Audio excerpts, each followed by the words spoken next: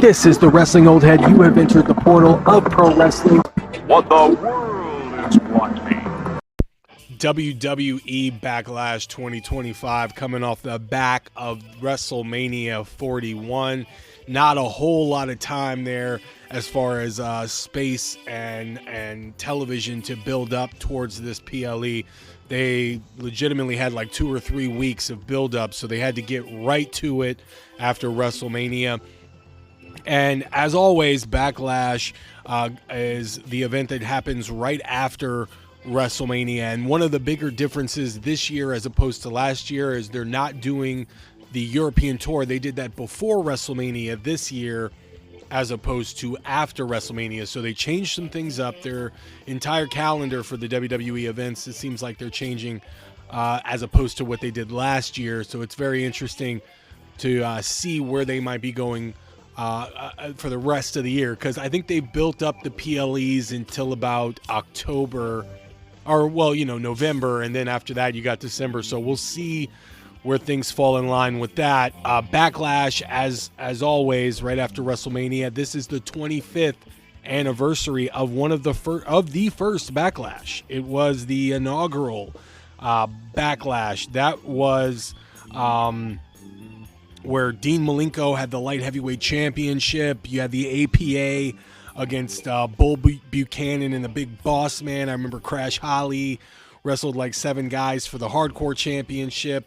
I think it was Big Show who impersonated Hulk Hogan on that event, and he faced Kurt Angle. You had a great match, a very great match between Error 404, Chris Benoit, and Chris Jericho. You had Eddie Guerrero against S.A. Rios. The Dudleys in TNA, and then of course the main event, which was Triple H defending his championship against The Rock, who had Shane McMahon as a special guest referee. I think Steve Austin got involved, Gerald Briscoe and Pat Patterson, Linda McMahon. There was Earl Hebner. It was just an entire cluster of a match. But the whole event is one of a big memory for me growing up. Was this event? It was a very exciting time for the WWE at that time in the year 2000. They were on the precipice of buying WCW, and that event, that was a big event at that time. So Backlash 25 years later, and they're not in France as opposed to last year. They're actually in Missouri, and I feel like because they're there, they are trying to make this an all-star event. They've got a lot of celebrity guests in matches, if you will. I was surprised they didn't have Bad Bunny there or Travis Scott show up. It seems to me like they're going to keep Cody Rhodes, CM Punk, and Roman Reigns off of this event. So, and I don't believe Seth Rollins or Braun Breaker have a match either.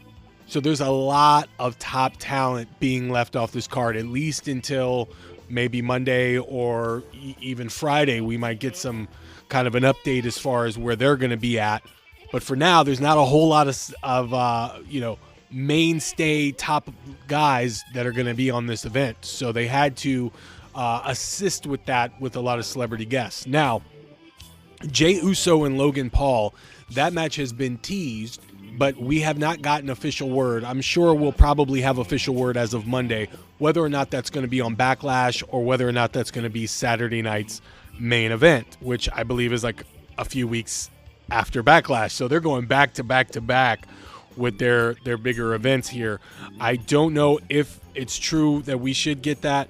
We'll see, but I'm going to predict that match on this card, even though it hasn't been officially recognized. And if not, then at least you get an idea of where I'm coming from for this match if it's on Saturday Night Live or Saturday night's main event or whatnot. So at least you'll have my opinion on the match itself. For Logan Paul, he comes out and his persona is that of a main guy, right? He saunters to the ring like he's a big shot, and really Not that guy, pal. Trust me, you're not that guy. And he's just not, and he's not. So it's funny that he comes out like that. He's a great first challenger for Jey Uso, so much so that he actually, speaking of Backlash, he reminds me a lot of Kane and hear me out with that, because he's not the big red machine supernatural guy that's the brother of another, more famous superstar, quote unquote brother. And I was referring to the Undertaker there. But he's lately been the first challenger of new champions, very similar to what Kane was doing, towards the end of his run in the WWE. When Roman Reigns won his championship, one of his first challengers was Logan Paul. When Cody Rhodes won the Undisputed Championship from Roman Reigns, one of his first challengers was Logan Paul. Now we've got Jey Uso as the champion, and his first challenger is Logan Paul. So you kind of see where I'm going with that, and I think it's good because you've got a lot of for the WWE. It seems like either they're doing this by design, or there's just this weird spill out from the European tour where the crowd seems to want to do what they want to do. They got free reign to hijack shows, and now they're just doing whatever they want. And I feel like they're doing that a lot with the face and heel alignments of some of the superstars. They seem to be cheering the heels and booing the faces, and it's causing a weird dynamic. Cody Rhodes getting booed at WrestleMania is another example of something that was just kind of odd, but you're starting to see that kind of all around the map.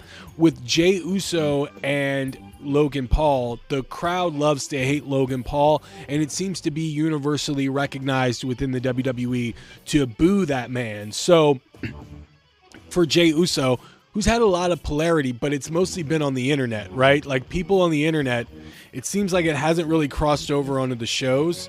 The people that are voicing their opinions about Jey Uso, they don't seem to translate into the universe of the WWE when they're at live events or on television. The crowd seems to unanimously favor Jey Uso, but you never know what you're going to get. And now that they're back in the United States going into this PLE, you never know how the crowd's going to react to Jey Uso as the champion now.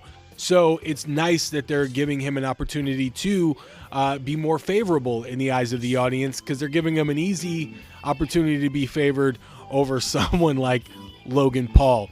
I think this could be a good match. I really do. I think there can be a lot of bright spots within this match. Logan Paul is going to wrestle a Logan Paul match. That's just how he is. However, with Jey Uso there, I think the dynamic between the two, they could do some really fun stuff together. I do, however, wonder if Karrion Kross is going to be involved in this match at some point, because I think it makes a whole lot of sense, more than you would even know. Karrion Kross has been in the ear of Sami Zayn for a long time. He has been backstage talking to him, and it goes all the way back to Sami Zayn's match that he had with Kevin Owens. Prior to that match at Elimination Chamber, Karrion Kross was seen with Sami Zayn a lot. So they can revisit that and go that route now that Sami Zayn is involved with the Heyman hierarchy, or the Vision stable that Seth Rollins has created with Paul Heyman and Braun Breaker. We did see a couple of Raws ago that Karrion Kross and Paul Heyman were talking in the background, so they might start to tie that in. It's a very easy thread, because Karrion Kross has been voicing his displeasure with the way that the WWE is going and in that direction. So, and seems like Seth Rollins and Braun Breaker and Paul Heyman are all aligned within that same mindset. So you could see that kind of a tie-in. Another tie-in that you can see, even with Sami Zayn and Jey Uso, because they could be tied into this whole program as well. Let's not count that out, because I do believe eventually Jey Uso is going to lock up with Braun Breaker and continue their program that they had. Now remember, Braun Breaker took the Intercontinental Championship away from Jey Uso back in January, I believe it was, right before the Royal Rumble. So there is a way to connect those two. They have history, as well as Seth Rollins and Jey Uso. They have history. So there is a whole bunch of stories that they can tie in within that realm of stories with those characters. However, you can also tie Karrion Kross with Logan Paul and Jey Uso. I've already mentioned about the Sami Zayn story, but now with Logan Paul, that was the entire story with AJ Styles and Logan Paul, was Karrion Kross's involvement within that story. He was trying to get AJ Styles to do what he needed to do in order to win at WrestleMania for the betterment of professional wrestling, right? So and AJ Styles refused to. So I'm sure Karrion Kross is like in his head because he's getting more favorably cheered in the WWE universe. They're accepting him more. Whatever is going on online, which I'm a big fan of Karrion Kross, and I am pushing his stuff on social media as much as I can because I really believe in that brother, man. I really believe he can do some real good stuff within the WWE and in professional wrestling in general. I believe professional wrestling is healthy when you have a character like Karrion Kross around. So I'm a big fan, and I see other people that are championing him, and I'm seeing it also cross over into the WWE universe. So I feel it's only a matter of time before the fans start chanting for Kross, and so then you can build up an opportunity to get Karrion Kross in the ring with Logan Paul, which I think would be huge for Karrion Kross. So that can be the catalyst. This can start that by seeing Karrion Kross ask Jey Uso and try and get Jey Uso to do that right thing that he was trying to get AJ Styles to do. And when Jey Uso doesn't do it, now you have a situation where Karrion Kross can say, I'll do it myself. You also have that history with Karrion Kross and Jey Uso dating back to when Karrion Kross showed up in SmackDown with the hourglass when Roman Reigns was with the Bloodline. So there is a tie-in for all of this that they can do. It's not like an out of nowhere thing that wouldn't make sense. They can make sense of it because I just made sense of it, and I don't do a lot of homework. You feel me? So there's something there with that. I would love to see Killer Kross be involved in this storyline with Jey Uso and Logan Paul. If this happens at Backlash, I believe Jey Uso is going to win. I don't think that's a hard decision to make. I don't think that's a controversial take or anything like that. I believe it makes a whole lot of sense, and I believe that Logan Paul can still look good in defeat, and Jey Uso can go on being more popular than ever and starting his championship run off in a really nice way. So if they are going with that as the 5th match for Backlash, which I believe they should, because right now as it stands they only have 4 official matches and we're a week out. So I think that if they go that way, Jey Uso wins. So sorry about that prediction being as long as it was, but there was a lot to talk about as far as Killer Kross being involved and just kind of the whole history of Backlash and stuff. I really wanted to be able to talk about that. Instead of do a whole nother video about it, I thought I'd get it in this video. So another match with a celebrity guest is Pat McAfee going against Gunther. Pat McAfee should get the bloodbath beatdown that Jey Uso should have gotten at WrestleMania. Now, to be clear, Jey Uso winning was the right move, but he should have been beaten to a bloody pulp before a heroic comeback win. And Gunther and McAfee should be like 12 minutes tops. This match should not be long. It should be Gunther beating the dog shit out of McAfee to the point where the crowd feels bad and they want to cheer him and they want him to come back from being beaten down the way that he's beaten down. And maybe he tries, but eventually he gets choked out. And the blood of McAfee is on Gunther. And Gunther should then go tell Michael Cole it's because of Michael Cole that happened. And eventually, I don't know how we get to it, but eventually I feel like all roads are leading to Bill Goldberg coming out. I don't know how they're going to do that. I also don't believe that Goldberg and Gunther is going to be Goldberg's only match. However, if Goldberg wrestles Gunther, I really do feel like Goldberg might win that one. Because if this is not the only match for Gunther, I believe we eventually get to Goldberg and John Cena. And I believe that happens in Saudi Arabia because it's an all-star match. One of the very few dream matches that have not happened in the WWE to this point. So I feel like they're going to exploit that. So Gunther fans, detractors of Goldberg, you probably didn't like that I said that, but I got to keep it 1,000. That's where I see the vision going. So Gunther beats Pat McAfee in this match, and then eventually, if not at the pay-per-view, we get Goldberg coming out and confronting Gunther. Lyra Valkyria is putting her Intercontinental Championship on the line against Becky Lynch. Thus far, the only women's match slated for Backlash, which means what they could do is they can have a main event women's match on WWE Saturday night's main event a couple of weeks from now. They still have time to do that. They can do something with Tiffany and Nia Jax, which they did last year. If you guys don't remember, it was a tag match. So they can do some things there where I think it was a tag match between Tiffany Stratton and Nia Jax against Trish Stratus and Oh God, who was that? Bailey? I don't remember, but it was something like that. So they can do something like that, but I think they can move the goalpost and put it on Saturday night's main event. So, it's Nia Jackson, Candice LeRae against Trish Stratus and Tiffany Stratton. I think it was that. I don't know. That might have been another PLE. They were all kind of blending together. That actually might have been Money in the Bank. But anyways, I digress. For this match, it seems to me that Becky Lynch is going to win. I think that what you get is Becky Lynch winning and then, furthering this program. I think if Becky Lynch loses, you don't really get a lot out of that. I think eventually what we're going to get is Becky Lynch and Bayley. So Bayley's going to come to the aid and help Lyra Valkyria. I think Becky Lynch is going to have a muscle by her side. I personally feel like Jordynne Grace should come and help with Becky. I think Jordynne Grace is a juggernaut. And I think that there's a loose affiliation between Becky Lynch and Seth Rollins and Paul Heyman and Braun Breaker right now. They have not made that official. If they were to make that official, I think Becky getting a muscle, someone to watch her back, would be nice there. I don't know if they're going to do something like a Lash Legend, but I think Jordynne Grace would be better suited for that because she would also be better paired with Paul Heyman if that's the way that they're going. And then you have a match like Becky Lynch and Jordynne Grace against Lyra Valkyria and Bayley. I think that's money. So that's where I would go in that sense to further along this story. However, as far as the match goes, Becky Lynch is going to win this. That's my prediction because I feel like that's the only way that you can further this story. It adds a little legitimacy to the Intercontinental Championship that they've just introduced. It does not hurt Lyra at all in this point because she was not expecting Becky to turn on her, and she also showed a lot of guts in even challenging Becky Lynch. Remember, it wasn't Becky that challenged Lyra. It was Lyra that challenged Becky. So in that regard, I don't think she's going to lose anything, especially if Becky wins with nefarious means. So I believe that Becky wins and we continue this feud on the other side. And now for the main event. Singles match for the undisputed WWE Championship. John Cena against Randy Orton. A feud that has been going on for the better part of 20 years.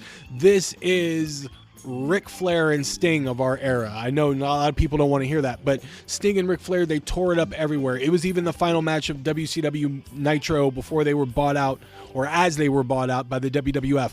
This is the Ruthless Aggressions era version of that. Randy Orton and John Cena have had thousands of matches if you include the house shows, if you include, the special events, the tag matches, the six-man tags. They have had a lot of interaction with one another. They know each other like the back of their hand. It's probably John Cena's most decorated opponent is Randy Orton. They grew up together in the ring, and we've watched Randy Orton do some of the most heinous shit to John Cena. He even punted his dad. If somebody punted my dad, somebody gotta die. So I love that they're kind of doing an upside down world, a Stranger Things, kind of other realm version where Randy Orton is now lecturing John Cena on what the right thing is. I think that's beautiful. I also believe that this is the right move because John Cena was starting to get cheered at WrestleMania. And a lot of the fans there were there specifically to see John Cena win his historic 17th championship. So I understand that. Also, you had people from all over the world. So you don't really account that as like an audience that might spread out to other audiences, but you never know. The crowd booed Cody Rhodes vociferously on the following night's Raw as well. Remember that. So even though it was in the same state, within the same area as WrestleMania, you still can't discredit the idea that fans really might start cheering John Cena because they booed Cody Rhodes, and you don't want John Cena in the ring with somebody that could potentially flip the coin and get John Cena more cheers than they want, which is where they evidently they want him to be booed until he has a come to Jesus moment towards the end of the year before his final match and makes amends for his chaotic year, the chaos that he caused, to find that truth and come back into the light, right? So for instance, I was mentioning Goldberg against John Cena is where I feel like that's going to happen in Saudi Arabia, where the crowd would be more prone to cheer John Cena. They They're well trained in that regard. Whereas if they had that match in Chicago, or if they had that match in New York, if they had that match in Philly, the crowd would be like 98% behind John Cena in that regard. That's my opinion.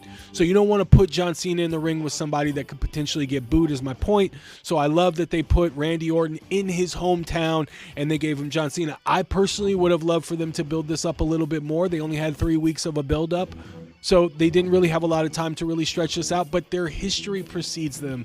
There's so much story. The video package alone should be 6 minutes long, okay? So I've even touched upon a few of the bigger notes here in talking about this match on this video, so you can understand that it is a vast library of information, a huge library, a longer documentary than the Karrion Kross documentary that he put out. Go check that on his YouTube channel as well, because it's an amazing documentary, but they can even do a longer documentary than that with the John Cena Randy Orton feud. As far as the match is going to go, I don't know if you're going to see Travis Scott get involved in this one. I think you're going to see a lot of callbacks. I think you're going to see a lot of punt attempts. I don't believe you're going to see a punt. You might see a punt from John Cena, but I don't believe that Randy Orton is actually going to hit the punt this time. I believe John Cena walks away with this victorious. I do believe he does it with nefarious means. Now, it would be awesome if The Rock showed up, but I have lost my confidence in the final boss showing up and being a part of John Cena's title reign. Based on what he's saying on the McAfee podcast, it doesn't appear to me that he wants to be involved in any way. So I'm not going to sit up here and tell you that I think he's going to show up. I actually hope he doesn't. I hope he stays away for a long time until we can get the taste out of our mouth from what he did for the build-up for WrestleMania. That's my opinion. So I do believe John Cena wins this one. I don't know where you go with Randy Orton after this. I don't know if he takes a little bit of a break. I don't know if he comes back a lot more meaner and a lot more unhinged, because nice guy Randy Orton is great and the crowd loves him and they're still singing to his music, but I believe that can get old and you don't want to keep playing that same old song. You want to give us a chance to eventually see Randy Orton go back to being the Viper, go back to being that mean streak Randy Orton. And I don't know if that's ready right now, because I don't think they should do that until Cody comes back with darker hair. Because I do believe Cody Rhodes is going to come back and he's not going to have the bleach blonde hair anymore. He's going to come back with darker hair. But that's just my opinion. So that is the Backlash card. I think I've talked enough about it. Thank you guys for listening. I appreciate you guys for tuning in for as long as you have with these predictions and just my videos in general. If you will be so kind, go ahead and hit the thumbs up. It keeps the algorithm going so that I can get these videos out to more people, so I can hear their opinion and they can hear mine. It is fairly reciprocated because I enjoy you guys as much as you enjoy this content. So, and also, don't be afraid. Go into the comments, say whatever you want. It doesn't bother me at all, you guys. Let me know what your predictions are for this Backlash coming up in 2025 and who you think is going to win. And also, let me know if you believe it's going to be Jey Uso against Logan Paul or if they're going to do another match for the number 5 match on this PLE. Until next time, you guys, this is the Wrestling Old Head. Stay tuned for more.